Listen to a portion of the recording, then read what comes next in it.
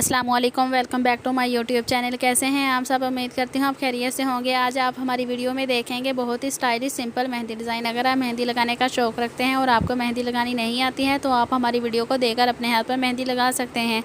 मगर उससे पहले अगर आप हमारे चैनल पर नए हैं और आपने हमारे चैनल को अभी तक सब्सक्राइब नहीं किया है तो आप सबसे पहले आप हमारे चैनल को सब्सक्राइब कर दें, बेल आइकन के बटन को प्रेस कर दें ताकि हर आने वाली वीडियो सबसे पहले आप तक पहुँच सके।